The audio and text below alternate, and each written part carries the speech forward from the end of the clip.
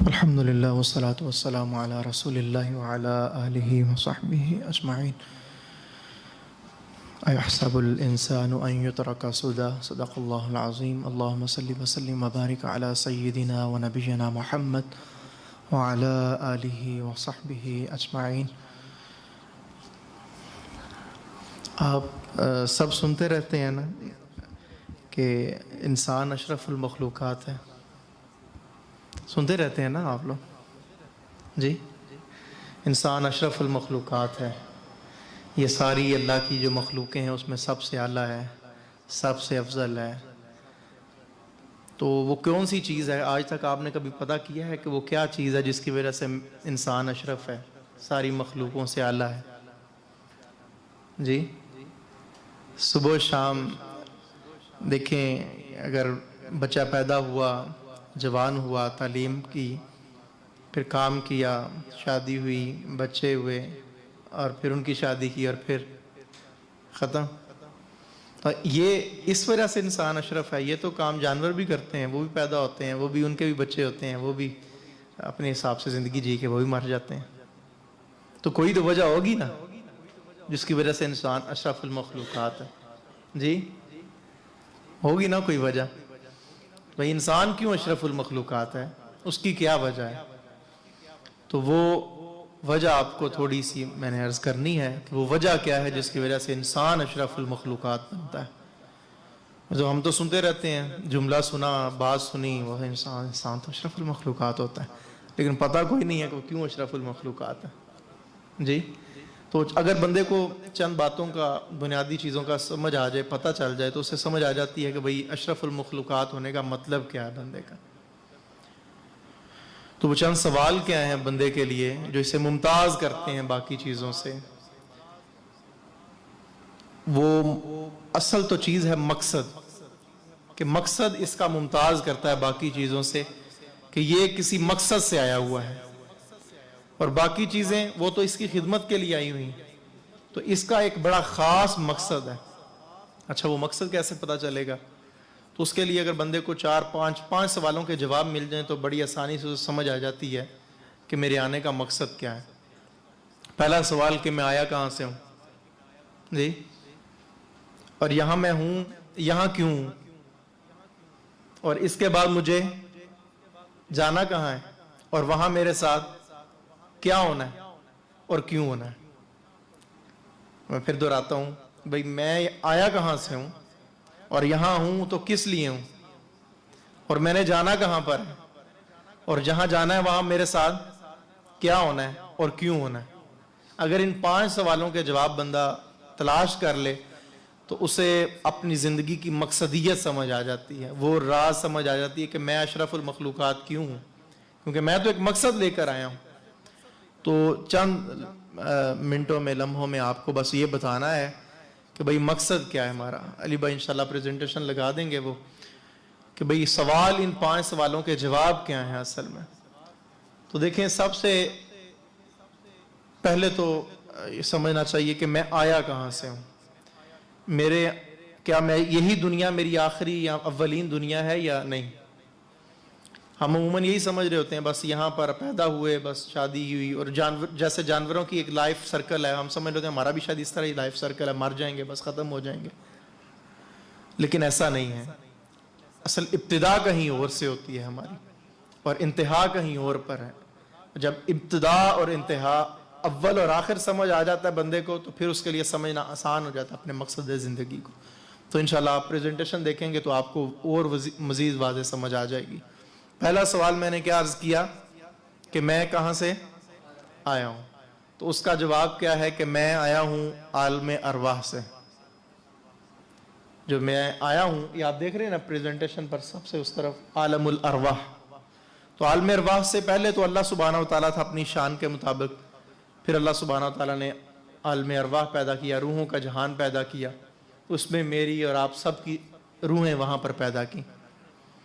اس کے بعد اللہ سبحانہ وتعالیٰ نے ہمیں بھیجا اس دنیا پر، لیکن دنیا پہ بھیجنے سے پہلے اللہ سبحانہ وتعالیٰ نے امانت پیش کی ہم پر کہ میں تمہیں ایک امانت پیش کر رہا ہوں کہ اگر تم یہ لے لو اور پھر تم دنیا پر چلے جاؤ، وہ اختیار کی امانت. امانت کون سی؟ اختیار کی امانت، کہ میں تمہیں امانت دیتا ہوں، پھر تم دنیا پر جاؤ اور اس کا صحیح استعمال اگر تم نے کیا تو تمہاری آنے والی زندگیاں بہتر ہو جائیں گی، اور اگر صحیح استعمال نہ کیا تو پھر آنے والی زندگی بھی خراب ہو جائے گی. تو پہلا سوال کہ میں آیا کہاں سے ہوں؟ عالم ارواح سے. میری تخلیق صرف یہ نہیں ہے جب بچہ پیدا ہوا تو میں بھی پیدا ہوا، اس سے پہلے ایک اور جہان تھا جہاں پر میری اور آپ کی تخلیق ہوئی تھی. اب دوسرا سوال کہ میں یہاں پر ہوں تو کیوں؟ تو وہ جو امانت اللہ سبحانہ و تعالیٰ نے دی تھی، اختیار کی امانت، اسے صحیح استعمال کرنا تھا اور اللہ کے احکام کے مطابق زندگی گزارنی تھی، اختیاری طور پر، جبری طور پر نہیں. مگر نہ جبری طور پر تو آٹو پہ لگے ہوتے میں اور آپ مشین کی طرح. نماز کا وقت ہوتا، اذان ہوتی، ہم سارے گرے ہوئے ہوتے سجدے میں. اللہ پاک کے لیے کوئی مشکل ہے؟ دیکھیں نا، فرشتے ہیں، کوئی سجدے میں ہیں، کوئی رکوع میں ہیں، کوئی قیام میں ہیں، وہ قیامت تک ایسے ہی رہیں گے. تو اللہ پاک نے وہ کر کے دکھا دیا. میرے لیے تو ایسا کرنا مشکل تو نہیں تھا، لیکن تمہیں کیوں پیدا کیا؟ تم اپنے اختیار سے میری طرف آؤ اور اپنے اختیار کو درست استعمال کرو اور میری عبادت میں اپنی زندگی کو بسر کرو، میرے احکام کے مطابق بسر کرو. تو اللہ سبحانہ و تعالیٰ نے ہمیں یہاں پر کیوں بھیجا؟ اس امانت کو صحیح استعمال کرنے کے لیے، اس اختیار کی امانت کو. اب اس کے بعد سمجھ آ گئی نا میں یہاں پر کیوں آیا ہوں. اب تیسرا سوال کیا ہے؟ میں نے جانا کہاں ہے؟ تو جو اس کا جواب ہے وہ تو یہ ہے کہ میں نے جانا ہے، جو میری فائنل ڈیسٹینیشن ہے وہ آخرت ہے نا. تو اس کی پہلی جو جگہ ہے، پہلا جو ڈیسٹینیشن ہے، پہلا جگہ جہاں پہ میں نے جانا ہے وہ قبر ہے. شروع کہاں سے ہوگی وہ زندگی؟ قبر سے.